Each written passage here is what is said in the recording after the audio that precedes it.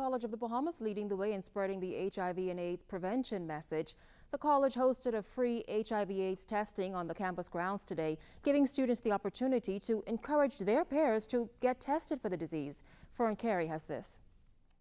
Studies show that young people are at greatest risk of contracting HIV/AIDS than any other segment of the population. And that's why health officials say it's important that they not only know their status, but know what to do to prevent the incurable disease. It's against this backdrop that C.O.B students hosted free HIV/AIDS testing for their peers. According to Health Minister Dr. Hubert Minnis, it's a move that will help to decrease the new cases of HIV/AIDS among young people. If the entire Bahamas were to follow their lead, then we'd be able to conquer and decrease the new cases of AIDS, because once one knows their status, one can take the necessary precaution, and the problems that we see related to AIDS in terms of family life, the cost to the healthcare system, the cost to the family, the ramification. This is the fourth time C.O.B has hosted the event, and President of the Bahamas AIDS Foundation, Lady Camille Barnett, says the response has been tremendous. Each year, the numbers of people who come to be tested grows. Last year, we tested 237 people, and our goal is this year is to get over 300, maybe even 400 people. And we are giving away free phone cards to everybody who gets tested, and I understand that's a major incentive. Student Tianja Clark also believes the initiative is timely. I think it's really important that everyone know their status. You should get tested. I mean, it's free. It only takes a couple minutes of your time, and you should just know, because if you're sexually active and you have a partner, I think both of you should know. The event comes ahead of World AIDS Day celebrations on December 1st. Fern Carey, ZNS News. Child abuse is the focus of a one-day workshop at the Fox Hill Center today. Dr. Sandra Dean Patterson says the workshop was geared toward bringing not only more awareness and the need to further educate the public about child abuse, but also calls for more legislation. This in light of the recent abduction and murder of 11-year-old Marco Archer. What we know about child sexual abuse is that you have to educate the community, you have to educate parents, and you have to put systems in place. So we've brought together the gatekeepers from social services, the police, the prison, the health, the mental health, the church, educators, all of us come together. It's going to be a unique summit because the presenters are only 10 minutes, and at the end of the presentations we're going to have action groups and come up with an action plan which will be presented to government as to how we should address this, so that we have no more Marcos. And we're going to look at the sexual offences register, the pros and cons of that, look at the Amber Alert, we look at the justice system, the way our children are traumatized when they have to go to give evidence, the way that perpetrators do not go to jail, all of those things, and hopefully at the end of it, we'll have an action plan that we can put forward. Statistics indicate that from 2003 to 2009, just under 1,500 children were reportedly sexually abused. Expressing concern of those unreported cases, Patterson is urging the public to be more vigilant and responsible. The community needs to be alert to this. The community needs to be responsive to this. You see a child, you stop and you say, you know something, are you okay? And you watch, you look. Yeah, where are you going, and get your information. And you watch. If you see a child riding around in a jitney and you know that child is supposed to be in school, you say to the jitney, what is going on here? And we as adults, we as community members must not be afraid to speak up when we see something that we know, and you don't have to know, that you suspect is inappropriate, because that is the only way we're going to protect our children. The wait may be over for equal rights for the disabled in the country. For more than 2 decades, the disabled community has been lobbying for greater access to many of the things many of us take for granted. Well, now it seems as if their wish is coming true. Carla Palmer fills us in. We finally completed our final draft of the Disabilities Act. This announcement by the Minister of Social Services and Community Development, Loretta Butler-Turner, could not have come at a better time or place amongst the group of people whom the legislation is intended to positively impact. I'm very enthused because, this is something that was discussed not only in the speech from the throne, it's a part of the platform of this administration. And we think 20 plus years is a very long time to keep the disabled waiting for their rights. With mouths full of praise, the disabled community on hearing the news is reacting. That's very, very good news. While welcoming the news, President of the Bahamas National Council for Disability and her team, Sheila Culmer, hoped that the proposed legislation becomes reality. I'm hoping it's just not a presentation of a draft, but the reality and steps for our legislation will therefore be in place. Now, in terms of the Bahamas National Council for Disability, we have not seen the final draft. And we are hoping that if there are any issues or matters not covered in that draft, that there will be room for us to ask for amendment.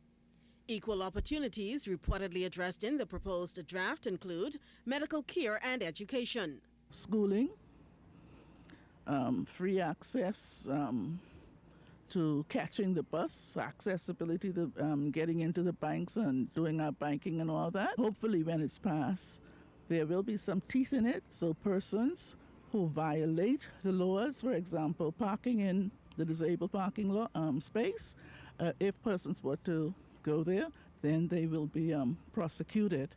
Minister Turner could not say definitively when the legislation will be tabled in Parliament, except to say very soon. However, Culmer is hoping it takes place before the year ends. Carla Palmer, ZNS News. The family of a 17-year-old girl are concerned about her whereabouts tonight. Dikantia Candice Bain hasn't been seen since she left home on Tuesday. Her stepfather told our news team she left home to go to a fast food restaurant on Carmichael Road but never returned. Her mother also found that the R.M. Bailey Senior High School student didn't show up for school. Dikantia is 5 feet 2 inches tall, dark brown hair and dark brown eyes. When she was last seen, she was wearing blue jeans and a black top with a black pullover. Now, if you have any information that can help police and her family locate her, you're asked to call police at the Grove Police Station, the number there 325-8432, or her parents at 436-0545. Now, this notice to pass on to you, our ZNS News email address. ZNS News has discontinued the use of the znsnews@gmail.com. We invite you and organizations to send us information on our new email address. It's news@znsbahamas.com. Our series on our war vets continues with a closer look at the lives of Cephas Ferguson, Leroy Williams, and Percy Strawn. Ianthea Smith shares their story.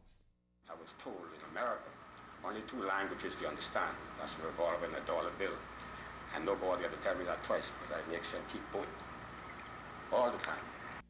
At 85 years old, Bahamian World War II veteran Cephas Ferguson still has the swagger of a soldier and the demeanor of a gentleman. And he'll be the first to tell you that he was born a fighter. In my capacity, I had been very courageous, and I was always ready for any action. And I had some action, so to speak, afterward that led up to my conversion. That conversion, he says, took him from a soldier in the war to a soldier for Christ.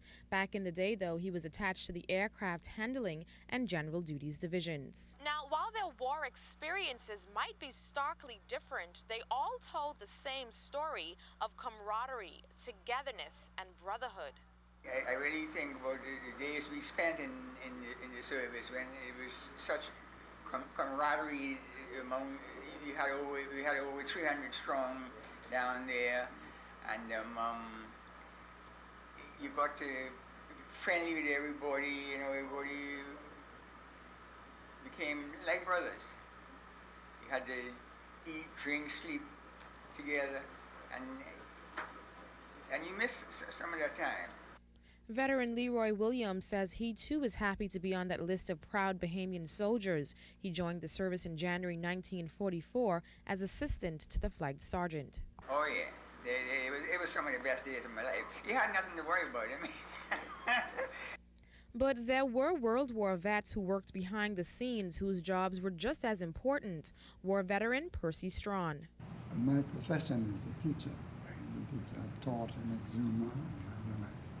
Came down and taught during the war in the barracks. Those soldiers who couldn't read and write and so forth. I was employed in that way. I did some drilling and guard duties that and all of those while I was in the service. The down-home Exuma boy who went from working in a candy kitchen to serving in the war says he's grateful for the many life experiences. I am Thea Smith, ZNS News. Now we have this bit of important information to pass on to you. The South Beach Clinic will be closed this evening and tomorrow. Clients who need medical service are asked to visit the Flamingo Gardens and Elizabeth Estates Clinic. You are also asked to stay tuned to the local radio stations for further details. Hope you got that. Well, it's that time of year again. The Bahamas National Trust is gearing up to host its annual Jollification event slated for the weekend of November 18th through 20th. The event heralds the beginning of the Christmas season for many. Organizer and Deputy Executive Director of BNT, Lynn Gape, promises that there will be Christmas arts on sale and food and drink from all around the world.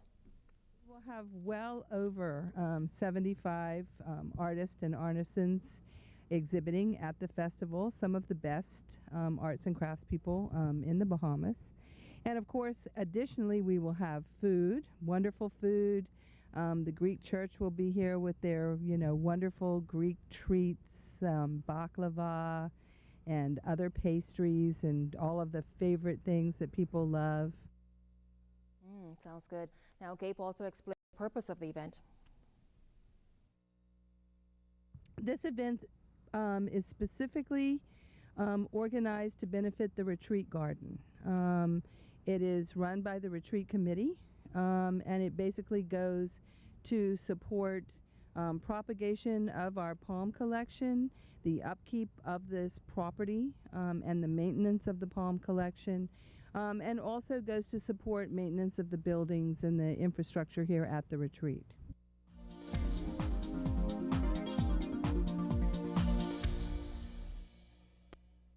Bahama officials putting the final touches on the flag-raising ceremony to officially unveil the new diverted West Bay Street on the Cable Beach Strip Friday morning. The new West Bay Street corridor will establish the footprint and the resurgence of the Cable Beach area. The launch of the new roadway precedes the official opening of the new commercial village at Bahamar, which will house Commonwealth, Scotia, and Fidelity banks, as well as the police and fire stations. According to Bahamar Senior Vice President Robert Sands, total works by Bahamar in this particular phase, including the commercial village, road work, landscaping, and other work, is pegged at the $100 million mark. Tourism Director General David Johnson informing the world that tourism business is good here in the Bahamas. Mr. Johnson made that comment during an interview with the Caribbean Tourism Organization at the World Travel Market in London, England this week. Mr. Johnson maintained that the Bahamas is doing extremely well in terms of our cruise business. He says we'd like to do a little stronger on the land-based business, but it's strong internationally. The Director General also said we can do with a bit more help in Grand Bahama, but that is also being addressed. He said overall that our business is growing at a rate of about 7%. Children and adolescents suffering mental and physical challenges will now be able to receive treatment in a state-of-the-art, technologically friendly center.